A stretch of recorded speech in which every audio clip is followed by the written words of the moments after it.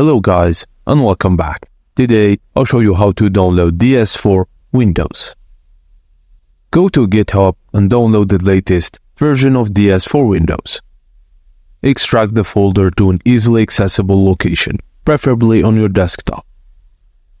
Do not extract the folder into the system folders like Windows or program files, as it may cause issues. Now, open the ds4windows.exe file to launch the software. Upon the first launch, it will ask you whether you want to save data such as profiles as controlled settings. You can choose from App Data folder or Default Program folder. ds4windows will prompt you to install necessary drivers upon first run. Install the VIG, MBus, and hid, and fake input.